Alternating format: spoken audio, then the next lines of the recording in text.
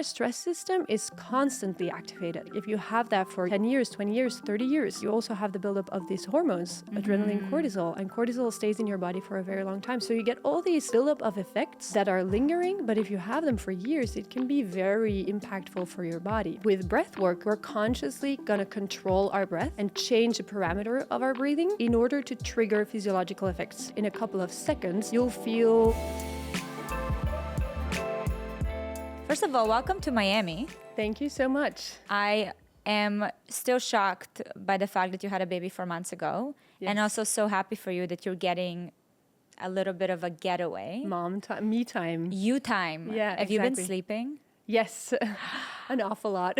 You do look super refreshed. I don't know if it's the breath or the sleep or the combination. It's nice because actually like the jet lag is really working in my favor because I go to bed around 9 and I wake up around 5 or 6 and I'm well rested and my day starts early. So it's actually perfect. I love that. You know what? I think it's the greatest gift to be able to have a full night's sleep. Yeah. Don't take it for granted.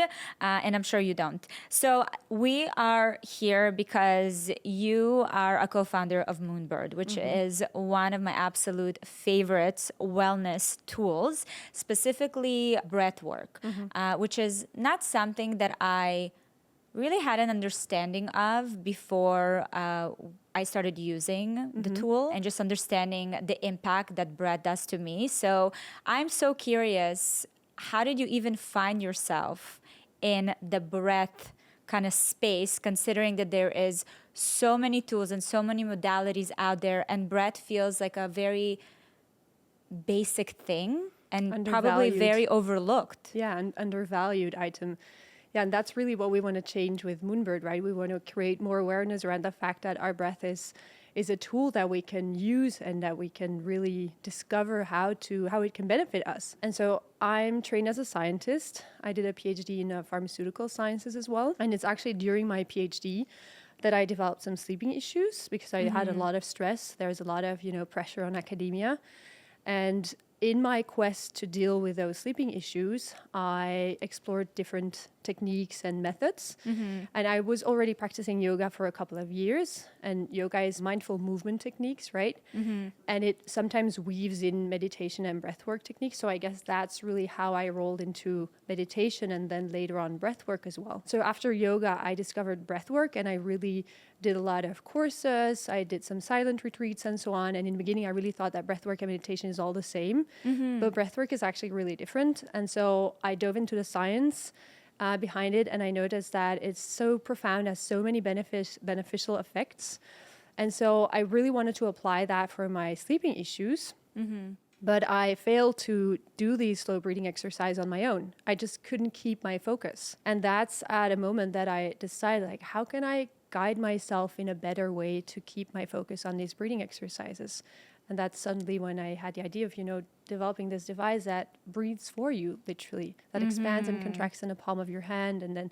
takes away the mental kind of capacity it requires to get yourself into it. Exactly. So you've been doing yoga for years and you were trying different modalities. Do you feel like a lot of them were very complicated? What was available to you that you picked up before you found breath work? So yoga, obviously, I go to yoga classes. I like doing that the most because then you have the instructor helping you and guiding you. And then the same for meditation. I think you can meditate with an app that goes very well, but that's the technique of meditation. When it comes to meditation as a philosophy, there's so much more to meditation than just the act of meditating. It's really a way of how you consciously, not only during practice, but also outside practice, how you interact with the world in a more conscious way, right? That's really what you learn through meditation. And so I found it super helpful to do it in a course. And so I've taken a couple of mindfulness-based stress reduction courses to really guide me through that process and completely understand how to do that. And same for breathwork. I dove into the science. I tried all these techniques. I tried lots of applications and tools and so on. And then ultimately, developed Moonbird. So you mentioned how meditation and breath work, I feel like they usually bunch kind of together. What is the difference between the two? Yeah, it's really interesting because I, 10 years ago, I also thought that these were the same because a lot of people use their breath as an anchor when they meditate. So I thought it's similar, right? But it's actually very different in the sense that when you meditate, if you focus on a single reference point. Okay. That's the idea. You rest your attention on one reference point, which in meditation often is called an anchor. And I'd say... You obviously, I'm not a meditator, so that's why I'm like, give me all the basics here. Exactly, yeah. So when you meditate, you rest your attention on a single reference point, and let's say that in 80% of the cases, that's your breath. Why? Because breathing is something that you always have with you. So if you want to meditate, in a different place, you can always use your same anchor. And it flows, like you breathe in and out, so it has this movement to it, which makes it also interesting to focus on. For the same reason, you can meditate on a light or a color or a sound that you hear, as long as it's like a single reference point. And the idea is that you focus on this reference point, and when you do that, after a couple of seconds, you'll come to notice that your thoughts are being taken away. And you start creating thoughts. You're like, oh my God, I need to pick up the kids from school. I need to do the laundry. I still have an argument that I need to address. Like a lot of things come up. Yes. And that happens for everybody, right? Yeah. The idea is that you suddenly become aware of this and you notice this and you really label your thoughts as like, oh, I'm thinking. And you bring back your attention to your anchor, your reference point. And so during a meditation practice, the idea is that you do that time and time over and over again. So you're building kind of that muscle. Exactly. So you're really training to focus. And that is like, it's the first layer of meditation for me. That's really like the practice. But what that learns you beyond that practice is literally that you can see your thoughts for what they are, because we produce thoughts the whole day. Yeah. But they're mere byproducts of the brain. They're not really representing reality per se. And so for a lot of people, thoughts can trigger an emotion. You have a thought like, oh, I have this friend and she said something unnice about me or whatever. And that makes you sad. And then because of that emotion, you might have certain behavior. You might be snappier towards your husband or a colleague or whatever. And so there's this link between thoughts, emotions, and behavior. And if you meditate a lot, you come to understand that this thought might just be a thought. It's not per se like you real. stop there rather than going through. Exactly. It makes you very conscious of this whole process. Like, is this a thought that I really want to engage in? Or, you know what? I'm just going to focus on where I'm and what I'm doing right now. And I'm not going to let that thought drive or trigger that emotion and that behavior. And so that's how, if you meditate a lot, you just move through the world much more consciously. First of all, thank you for that. I feel like it's the first time that I actually sat down and understood like the basics of meditation, because again, there's so much content out there, and we kind of lose the plot a little bit, like we lose the essence of it. So this was very clear to me. So meditation is the ability to really like become so aware that you can stop the cycle of this like thought, emotion, behavior. Exactly. So where does breathwork differ from meditation? Yes. So meditation is just focusing on that anchor. You're not changing anything. With breathwork, we're consciously going to control our breath and change the parameter of our breathing in order to trigger physiological effects.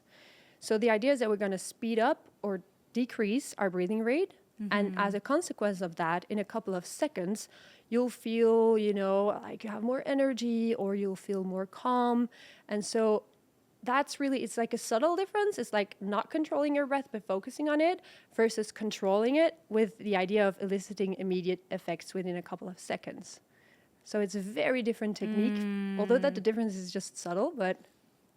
No, but it's huge. It's like, to me, breathwork feels more action driven, right? So that immediate results, which I feel like is also very appropriate for our times, because we want that, like, life is so fast and you just want something that you'll feel an immediate, change in your body. True. So that's really cool. But in terms of science, what did you find in terms of studies that relate to the kind of the changes that are happening when you do breath work? It's interesting to see, like, actually breathing exercises come from Eastern traditions and they've been practiced there for thousands of years.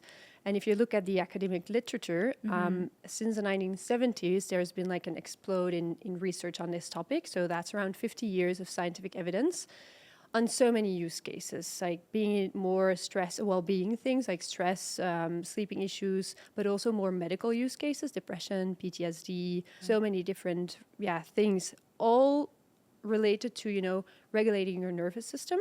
And so what happens in your body, or what the science says, is that through breath work, we can steer our autonomic nervous system. We have a nervous system in our body, right? And a part of it is a somatic nervous system. It's the one that is under our control. It's literally like, I am deciding now to lift my arm. And then you have the autonomic nervous system. That's the one that regulates your heart rate, your breathing rate. You don't usually think too much about it. These things just like just on happen. autopilot. Yes, exactly. And that system consists again of two branches, the sympathetic nervous system and the parasympathetic nervous system. The first one is the gas pedal. It's what accelerates us. It's the stress reaction. The one that we can't control. Or no, sorry, now you're talking about The autonomic nervous system consists Right. of two branches. Okay. A stress, Like back to school. Okay, yes. the stress or the gas pedal, the Yeah. stress reaction, also sometimes called fight, flight, freeze response. Okay, yes. That you have heard That of. I'm familiar with. Exactly. Like a lot of people now know this term. So that's a fight, flight, freeze response. And so the somatic nervous system innervates organs. And when it's triggered, it ensures that your heart rate goes up, your breathing rate goes up, your pupils dilate, you're ready to prepare for action, right? That's the stress response. You also get the release of adrenaline, cortisol, or these hormones that really speed you up. And then on the other side, you have the parasympathetic nervous system, which is a brake paddle, which is also called the rest and digest system. And that's the one that decelerates us. It lowers our heart rate, it lowers our breathing rate, and it ensures that, we can be much more creative, we're more sexually aroused. It's really everything when you're relaxed. And so science has shown that when you start to control your breathing rate, either increasing it or decreasing it, you'll shift into the gas pedal or the brake pedal. So by controlling your breath, you can trigger that stress response or you can trigger that relaxation response within minutes. And so I sometimes refer to the breath as like the remote control of the nervous system. Yeah. Because when you control your breath, you can actually choose to shift between these two modes. And that's just... Well, that's very empowering, first of all, because I feel like a lot of the times when we are in so many different situations, the day-to-day, you kind of feel like you don't have a choice, you're just kind of spiraling down and you go down with it, especially someone that doesn't practice meditation and don't have that muscle of like stopping and evaluating the situation or the thought. So it's interesting to me to dive into and understand kind of the science of dysregulation, like what happens to us when we kind of lose the plot and we like start losing ourselves in whatever is happening, especially for women. Because we talk a lot about stress and we hear a lot, even the term stress, from doctors, they kind of like, you need to work on your stress, which literally means nothing. Like be less stressed. Okay, how? Because for women, I feel like we're constantly living in this zone of, it's almost like invisible and very quiet, but it's constantly there. So can you talk to me about the science of dysregulation and how this learning how to do this helps for women specifically?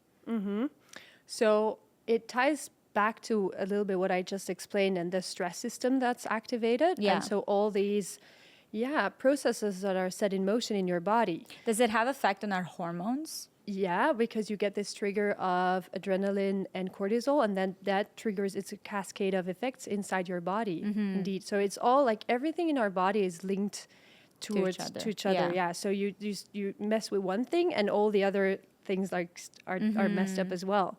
And obviously, our bodies are very resilient, so it sometimes takes a long time before you really see what's off or what's going wrong, but it's all very, very closely linked to each other.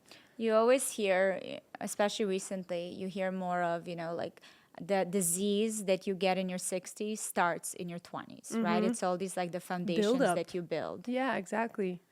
And that's why, just regulating your nervous system. I know it's a bit of a hype, everybody's talking about my nervous system. Well, and that's this and what I'm that. trying to get to, right? I want to like understand the basics, like the fundamentals and what it looks like. Because again, it's a very broad concept. Yes. the nervous system. Yes. I really am always so curious about like the practical day-to-day in between the mess, what we can spot and when to know it's time to go into this. Yeah, so a good thing maybe to remember is like an exaggerated example. And then that's how you should interpret it in daily life as well, but then not so exaggerated. And so to maybe make it clear, like the sympathetic nervous system or the stress response, you can imagine yourself walking on the street, crossing on a pedestrian walk, and a car is about to hit you. And you're rightfully there because you're crossing the pedestrian walk. Still, the car's about to hit you. And before you can even think of it, you jump away and, you get this rush of adrenaline in your body. Your heart rate goes up. Your breathing is, I'm in shock. Okay. Oh my God, I almost got killed. This is a fight, flight, freeze response, like in action, very clearly exaggerated. And that's actually a very good thing because it saves our lives at that moment. But what happens in our 24/7 society is because we have all these roles and responsibilities and so much going on, is that we're actually like, it's lingering, but our stress system is constantly activated. And so it's not so exaggerated that you feel that your heart rate is up and your breathing rate is so faster, but it's still happening like just a little bit. But that's what you just said. Like if you have that for 10 years, 20 years, 30 years, associated with that, you also have the buildup of these hormones, adrenaline, cortisol, and cortisol stays in your body for a very long time. So you get all these buildup of effects that are lingering, but if you have them for years, it can be very impactful for your body. Yeah, I'm even thinking about situations that feel like not a big deal, but I find my body to be feeling a certain way, like in certain conversations, sometimes I'll talk to my kids and they trigger something, or you're driving. I mean, there's an endless amount of opportunities for our bodies to get into fight or flight. And a lot of us, I mean, because we're in this go, go, go mentality constantly and have the stimulants, if it's this news or social media or coffee or whatever it is. You're constantly triggered. Right. It's like we're preparing the environment, to respond even faster to those triggers. So that's why, I want to make women and people understand in general that it's so small, it's sometimes so quiet that you can live your whole life without noticing that you're in that state. Yeah, it's this exactly. It's like chronically stressed state, but not so exaggerated that you really notice it, but it's still there. And so the thing that I want to add there as well, that this system is actually built to save our lives. So it's a very good system. We shouldn't hate the stress system in general, but we should be very mindful of the fact that it should only be activated once in a while. And so we really have to make sure that we can balance the stress system with the parasympathetic nervous system as well, with the brake pedal. And if we can restore that balance a little bit, we'll be much better. We'll feel much better. Well, to your point, it is kind of like the remote, and we just need to learn how to use it. Because I remember we were also going through a big period, and even now, when you're talking, there's so much content out there about the nervous system and regulating the nervous system. And, stress is not an evil. It helps you navigate so many things and helps motivate you and just get action out of you. But it's this ability to recognize when it's time to stop. So at what point for you, when you were on your journey, so you said you battled, like you couldn't fall asleep, was there also like other aspects that you're like, okay, I really need to find all the tools that I can to solve whatever I'm going through? Like what really got you to go after inventing something and putting something on the market that would be so simple yet impactful? It was 100% my sleeping issues. Because you were just not sleeping? I was not sleeping at all for weeks, months. Oh my God. Yes. And so that's when I realized if you don't sleep well for a couple of days or weeks, you're not yourself anymore. Like for me, sleep is the basis of everything. And I say that coming from, developing a breathwork coach, which breathwork is also super important, but sleep is like eating, it's the basis. And so if you haven't got that, like you change, your behavior change, you're so sensitive to everything that's happening in your environment and so on. It's crazy. And so I was so much in need for something that could help me. I was really looking for a solution that I was desperate. I really needed something that could help me. I can't even imagine. That to me is like the scariest thing, not to be able to sleep. Yeah, it's funny because I just became a mom and you obviously know that as well. So you've also had like serious sleep deprivation. Yeah. But I think that when you're a mom also, your hormones get you through it a bit as well. And Yeah, it's I can't compare it. It's different versus when you have like real sleeping issues and your mind is always wandering and it's just impossible to fall asleep. That's impactful. I want to learn more about HRV because that's something that I Yes. became aware of when I started using Moonbird. And in the app, seeing those kind of the numbers, the data, I was like, okay, what does that really mean? I've learned that HRV is like the nervous system scorecard. So what is it exactly, and how does it work? Yes, so HRV actually is indeed like a metric that represents how balanced your nervous system is, and it stands for heart rate variability. So a lot of people think when they have a heart rate of around 60 beats per minute that their heart beats at a pace of 1 beat per second. But that's not the case. So our heart in a normal healthy situation has like different distances between two heartbeats. So it goes like bum bum bum bum bum bum bum bum bum. I'm exaggerating now, but Yeah. so our heart rate is irregular, and so the distance between two heartbeats is called heart rate variability. And a healthy heart has a lot of variations between those heartbeats because it is able to adapt to the environment, external or internal. And so what you really want to achieve is a high HRV. And there are many ways of achieving this, and a very well-known one is sports. And so a lot of people in sports also use high HRV as a metric that they are easy or can easily recover, and that they're very resilient to stress. So that's really something that you want to achieve. You want to increase your HRV. Breathwork is actually a very easy way of doing that as well, because you don't have to put on your trainers, you don't have to go outside, you just practice breathing exercises, and because of that that will have an influence on your heart rate as well, and ultimately you will see your HRV going up over time. And that happens instantaneously during a breathwork session, but also beyond that if you practice it consistently. That's wild. So we want to train our HRV to be able to adapt to any situation. You want your HRV in general to be maximal. Okay. I'm going to check my recent HRV. It's a very complex metric, by the way. It's very individual and personal. So you can't compare your metric to Gary's, for instance, because men and women have a different one. It also depends on your cycle. It depends on how well you slept and so on. So it's a very complex metric. It's a very dynamic metric that moves. So the cool thing would be to do like a check-in with yourself for a couple of days or weeks to see what your baseline HRV is, and then see if you can progressively improve it over time by, for instance, practicing slow breathing exercises.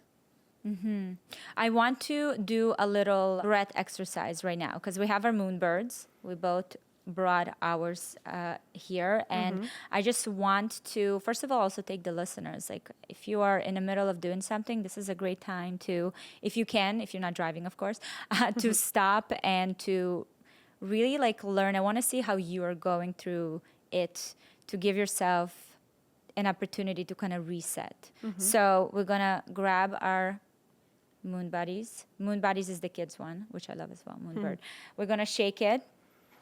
And you lead it, Stefanie. Are you ready? Yes, so you can start by just making sure that you feel comfortable where you are right now. And close your eyes to really settle in this moment, in this short exercise. And if you still have to wiggle a bit or change anything, do that right now. And then start by resting your attention on your breath or on your Moonbird. And just check in with your breath. You don't have to change anything right now. Just feel how your breath is at this moment.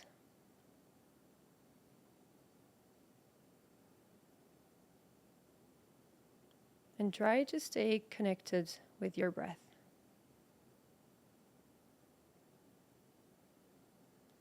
And as you're doing this, maybe now you can start connecting your breath to the pace given by your Moonbird. Or start by, if you don't have a Moonbird, just breathing a bit slower, down-regulating your breathing rate to whatever feels nice for you at this moment.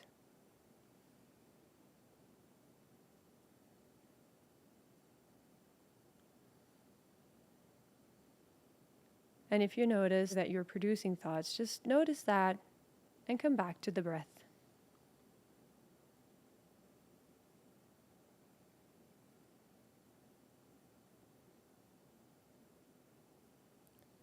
And invite yourself to breathe even a bit slower if that's possible.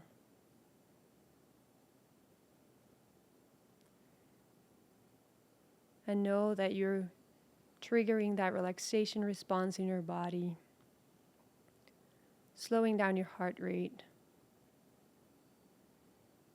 creating space for yourself at this moment.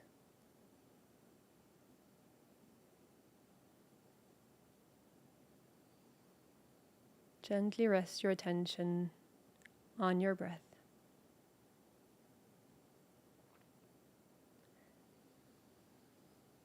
And then if you feel ready for it, you can open your eyes again and wiggle a bit with your body to make sure that you arrive back into this moment. This is so nice. This was great. It's actually amazing to think about the amount of things that are out there trying to teach us to optimize our health and this and that. Like, it's on its own a stressor. Exactly. And I caught myself in so many moments where I'm just like, I know I'm doing this for health and wellness, but I actually think it's making me more stressed. Thank you for bringing that up. That's like a very important awareness that you just mentioned there, because I feel that a lot of people, when I ask them as well, like, what do you do to stay calm? And they mention, I go for a run. And I always ask the question, and do you do that because you really genuinely like it and you find it relaxing? Or you do that because, you have to run faster than the previous time, you have to record it on Strava and then share it with people, or you're training for this competition, or it's another thing on your to-do list, and if you haven't done it, you felt bad about it. Yeah. Like, is it relaxing? Is it first thing, or is it second? Is it another stressor actually? And we have to be more mindful about those things. Like, we're doing so many things trying to take care of ourselves, while actually sometimes it's another thing on a to-do list. It's another stressor. Yeah. And, especially for women, and I go back to it because that's really is like my biggest area of expertise and curiosity. I'm really trying to make sure that I speak a lot about what women can do, because we do have so many elements that men just don't have to think about. So many things are happening in our bodies, different seasons. I even found for myself, I got so caught up with, cold plunge, this and that. And I've realized that I'm in this cycle of constantly putting myself into this fight or flight situations that it may seem from the outside as like I'm doing something for my body, but it's actually creating a lot more damage. Yeah. And I really am now looking for ways to lean into the gentler, the calming. And by the way, meditation is not my thing. Like, for me, meditation, I feel like I'm not doing anything, if that makes sense. Like, I don't know. It's like not the way I can relax. Is that common? It's absolutely. And I know that my teacher always used to tell me, whenever it feels uncomfortable, she said, that's the beauty of it. And it was, yeah, exactly. I also was like, I don't like it. But you see, breath work works for me. Like, it's easier for me to get into it because I'm doing, yes. And maybe it's also just my, like, because there's action taking, it means that it's working. I don't know. Maybe it's my own thing. Well, the thing is that with breathwork, you also have the immediate effects. Like, we did a very short exercise and you already feel relaxed. With meditation, it's such a difficult practice, and it takes, I find at least, years of practice before you really see like the benefits of it, and before you come to understand like all the different layers to it. But once that clicks, as I said, it's a philosophy. It's a way how you move through the world. And that's so beautiful and so powerful. So I would really invite people to like experiment with both. And my best tip, if you want to practice meditation, is to really take a mindfulness-based stress reduction course, because that's an evidence-based 8-week program where you learn in each session, so 8 sessions, in each session you learn an aspect of meditation. So it's like a very gentle way of inviting you to learn everything that there is. And they take you through the process step by step. What is it called again? Mindfulness-Based Stress Reduction Course. MBSR. Oh, that's a great tip. It's very powerful, and I can honestly say that has changed my life.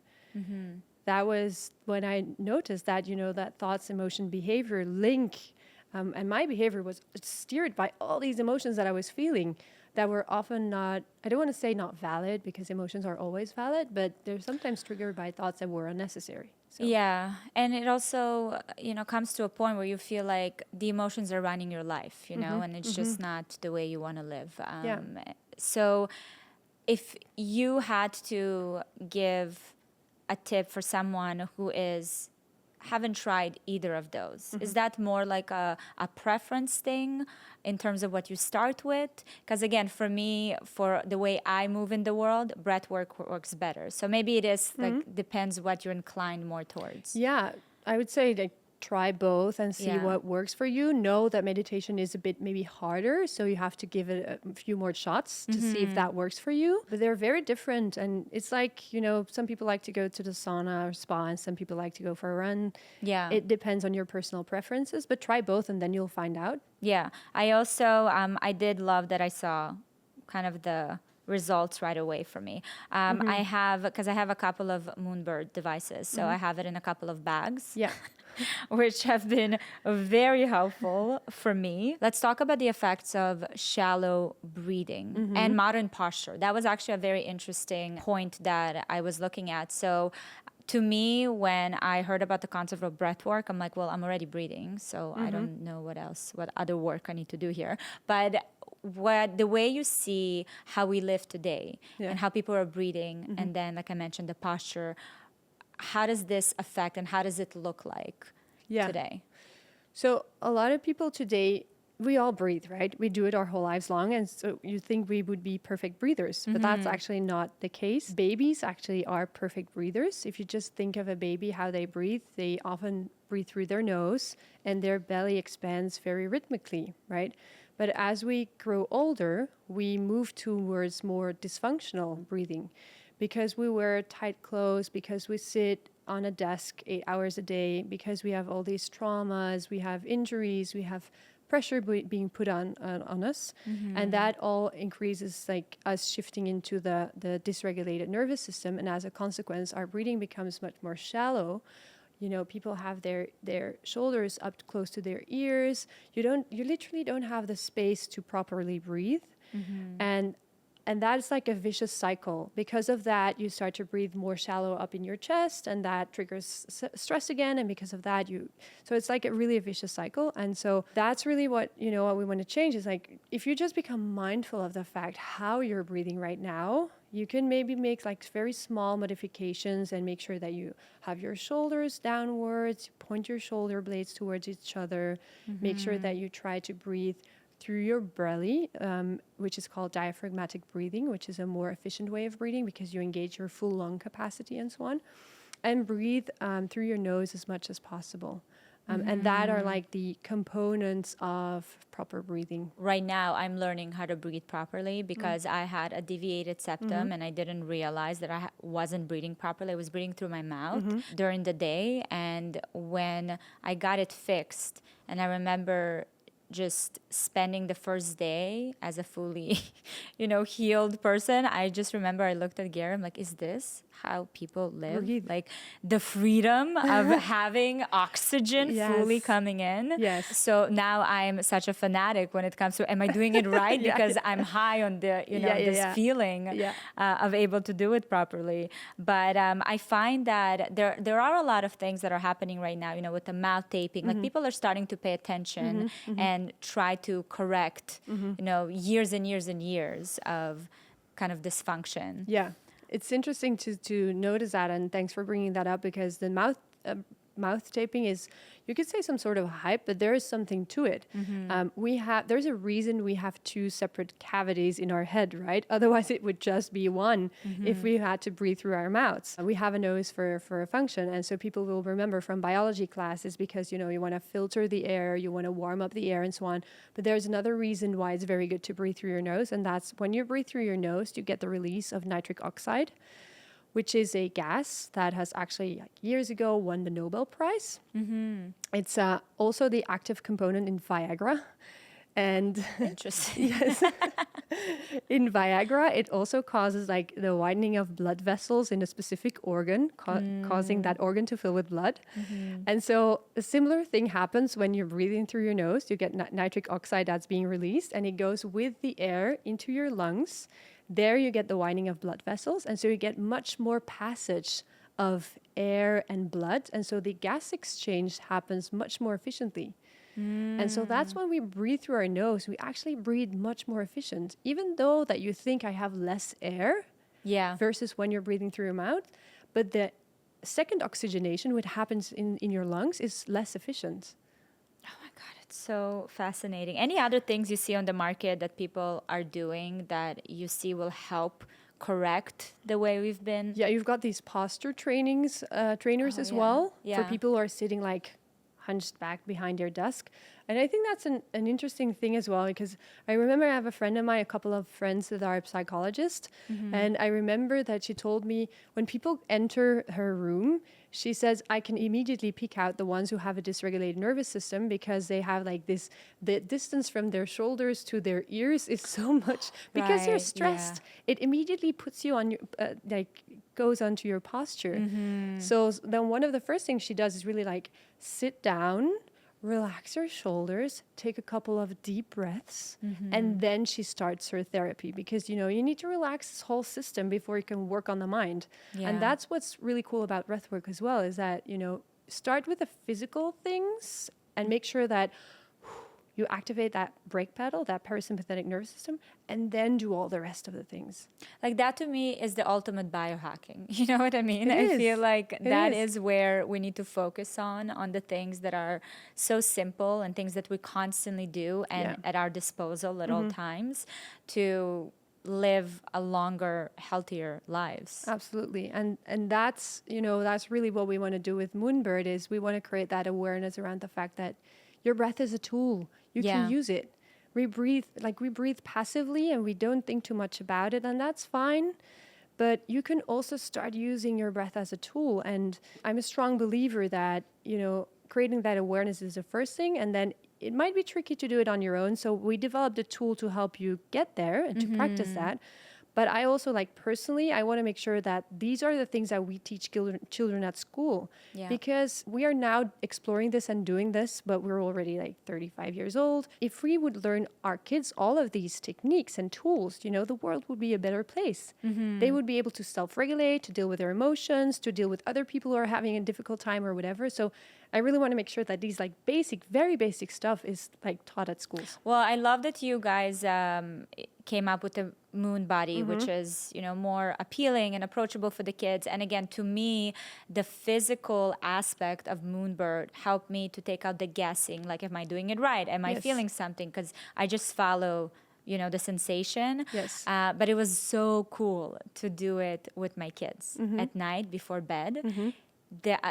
I don't need to fight for this. I'm just like, hold it. When it expands, you breathe in. When it, you know, deflates, you breathe out. And it was such a small moment, but it was so impactful for everyone. And sleep was so good for me, at least. I don't know about them, but I'm sure it was great for them too. What does calm mean to you now? Because I'm also so curious, you know, in your journey of building Moonbird and going through your own issues with the, you know, not being able to sleep and looking at all these modalities, what did calm mean to you before, and what does it mean to you now? I think I didn't think too much about it. You know, I just moved through the world without being super conscious. And it's been a whole journey for me, discovering and meditation and breathwork, and the two also reinforce each other. So I guess that's also really nice. But now I'm just really mindful of when I feel calm versus when I feel that my nervous system is overstimulated. And I still get that a lot, right? I must also admit, I'm not the poster child when it comes to having this very consistent breathwork practice. It's not that I get up at 6 every morning and I do my meditation techniques for an hour. I wish I could say that, but I've embraced it. That's just not me, which is also why, you know, I've got this tool and I've got a couple lying around the house and I do it whenever I feel the necessity to do that. But I know that I'm calm when I feel I'm at ease with myself, and that I can just like, I sometimes say that I can bore myself and I feel fine with it. That I don't have this like constant itch of, oh, I need to call a friend, I need to do something, I need to clean the house, I need to be on my phone or whatever. Constantly distracting yourself. Yeah, like it's like a trap of myself. I'm actually like doing nothing and it feels like I have to do something. That's when I feel like something's off. I'm not calm. That's such a good cue, actually. When I'm bored and I'm fine with it, Yeah. then that's the moment I'm that regulated. I'm okay. I got this.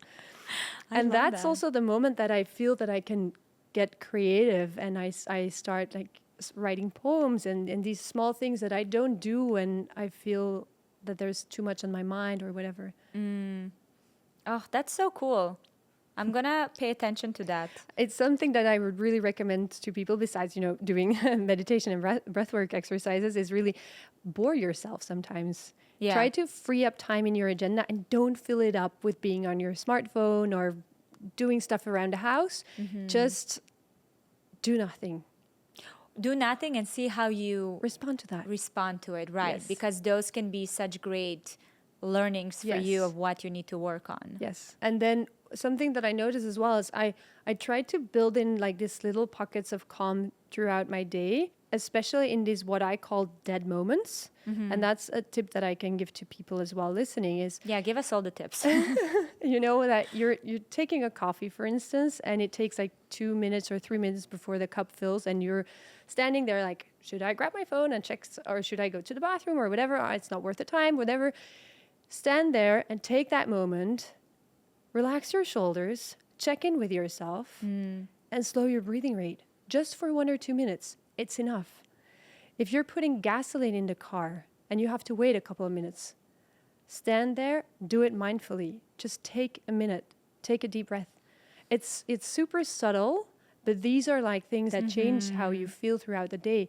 And so you don't need per se that practice at 6 a.m. in the morning for an hour. Right. It doesn't need to be this 10-step routine Exactly. all the time. And it's perfectly fine if you're doing that. Like, I applaud you. Yeah. But it's also good to do it like that. Yeah, you want to make it as easy and accessible for you as possible. You know, that's a great, again, kind of practice to keep in mind. I also find that I started doing it before I start eating. So like I sit down to a meal and I take that like minute to just take a deep breath. Arrive. Because I notice that my digestion is better Yes. when I'm not eating in this hurried state. So it Yes. truly affects so many different things, Yes. right? My bloating is not as prominent. Like I'm Yes. able to really enjoy the meal in front of Exactly. me. And I Yeah. guess that happens with every activity that you do. So Yeah, that's really that parasympathetic nervous system again that goes into motion because, as I said, like it triggers your heart rate slowing down, your breathing rate, but also your digestive system just works better when you're not stressed. Yeah. So a lot of people who are stressed have digestive issues. They're not so sexually aroused. They might have reproductive issues and so on. And that's really because of that imbalance between the two nervous systems. So that's 100% true what you say, like just mindful eating. It's a thing as well, right? it's all a thing. And it Everything all is a goes thing. back to breath. Everything is a thing. I know. We really, listen, marketing machine works harder than anything else. I have a fire round. Are you ready? Okay. So a myth about breath you want people to let go of. That stress is always a bad thing. Ooh, I like it. Yeah. So the lesson here is that enjoy it at the right moments. Use it. Use it. Exactly. Yeah, use it Use it. as a tool. Some people even need it, like firefighters. They need that stress system in order to do their job properly. So stress is not a bad thing. When you feel that it's too much, you can use your breath. Yeah. Tap into that. Love it. Go-to breathing technique for you. Like it's a Fair. crazy day, you're in the middle of what is the first thing you'll do? Very simple. 5 in, 5 out. That's it. 5 seconds in, 5 seconds out. It's the most classic breathing technique that's mostly used in scientific research. You can go crazy and have all these like very exotic breathing rhythms and so on. You have box breathing and, you know, I like all of them as well, but just 5 in, 5 out, just regulating your breath at a calm pace, sufficient. What about breath work because I actually, when I started doing podcast, I would find myself kind of being so wrapped up in kind of the nervousness of it, and I wanted to get, a surge of energy, but no coffee, like not stimulants like that. So I started looking into breath work that does that, right? Which is much more active, very specific one. And I was shocked how 5 minutes of something like that put me on a completely different path. Yes. Thank you for bringing that up, actually, because I wanted to mention that as well. There's like two main different types of breath work. There are many more varieties, but two main categories. And one is the upregulated breathing exercises, and the other one is slow-paced breathing.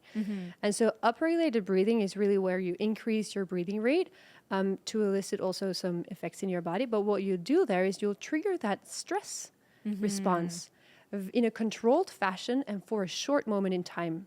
And then you get that release of adrenaline and all those things going on. And that, if it's just for a short moment in time, it can feel you awake, which can actually be very beneficial if that's what you want. And that's also what's practiced within like the conscious connected breath work or the breath work cycles. When you go to a breath work class, that's typically what you'll do, is like the upregulated breath work type of thing. And it also causes, that's super interesting, like the blood flow in your brain will shift, and there's more blood flow going to the emotional part of your brain and less to the cognitive part, which as a consequence has a lot of emotional release for people. So that's why this type of breath work is practiced like in a session with a coach who's experienced enough to guide you through that. So that if you have all these emotions coming out, that you can really work on that and integrate that. And it can be like feeling very sad and crying, but it can also be like laughing and having just a great time. But it's intense. Oh yeah, I've been to a couple of those sessions, and I was like, wow. It's crazy to see what it comes up for people. Yeah, and so that's the other part. With Moonbird, we really focus on like the gentle, slow breathing, because I also personally feel that the fast and upregulated one, you have to do it with a coach. Yeah, definitely. Because you never know what comes up. Yeah. And it's also being used by psychologists and therapists in a therapeutic setting because of exactly that.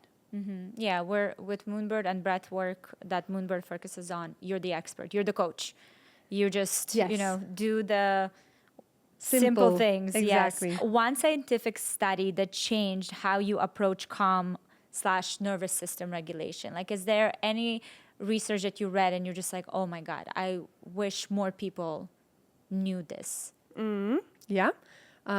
I guess it's one of my favorite studies that I came across with, and it's not so much about breath work. It's more about, being conscious in general.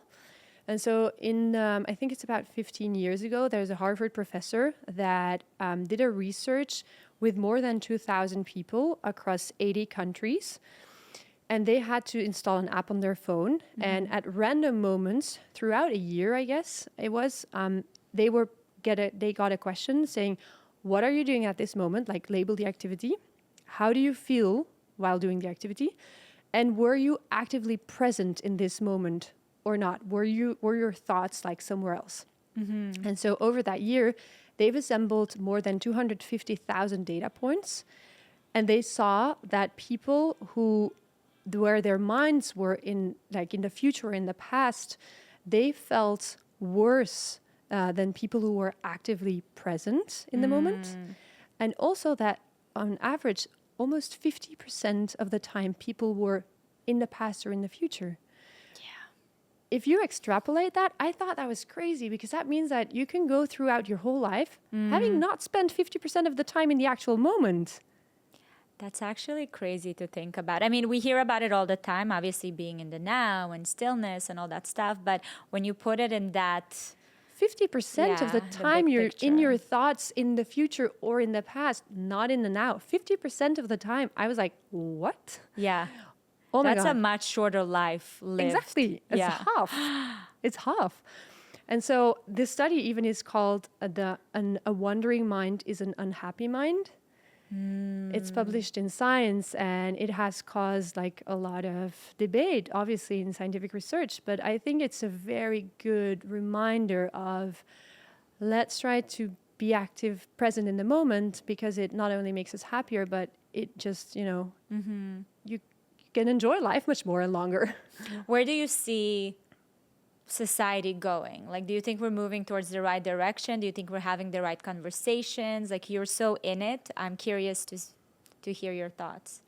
I feel that a lot of people are becoming more open to this kind of alternative aspects or alternative techniques. And that sounds a bit pejorative, I guess. In the past, I think like 40, 50 years ago, people pretty quickly reached for medication whenever they were feeling stressed. And I guess that's also what doctors were taught to like prescribe and so on. But I feel that there's a change right now. And I know some neurologists that are even prescribing meditation as a therapy. And I love that. That's a good sign. That's how it should be. And I don't want to say that medication is not helpful, right? Some people really need these things, but maybe you can try to first explore if these alternative things and tools help for you as well. And then you can, but I'm hopeful, and I'm working really hard to make sure that we can change this and that we can give people the tools to really tap into these benefits. Yeah. And thank you so much for also doing this podcast, because it's a platform to hopefully inspire more and more people. Thank you. I appreciate that. I think to me, when I started feeling the benefits, of the product itself, I was like, it can't be that simple, but it was. And, because I'm in the business of information and media and content, I'm like, you have to tell people that it's that simple, But I want to share with you one last story. You were talking about the neurologist that prescribed meditation. So I had my first ever panic attack, I think almost a year ago. And it was actually in Canada. And I went to emergency because I never experienced that. I thought I was literally dying. And when I got there, I had a younger doctor that came in, and he was just so nonchalant. He was like, oh, you're okay. We checked everything. All the biomarkers are good. You just do some box breathing and you're good to go. And I'm just like, okay. Like, he prescribed box breathing for me. I was like, this is so interesting. Yes. But he literally herote it on a piece of, here's your prescription. That's so nice. I was like, okay, That's so future is bright. Like, the younger generation of, medicals are understanding how to merge the two. It's not one or the other. No. Stephanie, thank you so much for your time. Thank you for inviting me. This was very insightful. And I hope that everyone's going to leave this episode knowing that all you need to do is go back to your breath. Just breathe. It's that simple. Yes. And can you share with our listeners, where can people find out more about Moonbird, the company, the mission? You can go to our website, www.moonbird.life, or our Instagram, moonbird.life as well. Wonderful. Thank you. Thank you. Thank you so much for watching this video. I hope you enjoyed it. Don't miss my newest episode right here. And if you're listening to the podcast on Apple or Spotify, please go and leave a review with your biggest takeaway. I love reading your thoughts. They inspire me. So if you have any suggestions for guests or topics, you can leave them in the comment section. And always, always remember, you are not alone.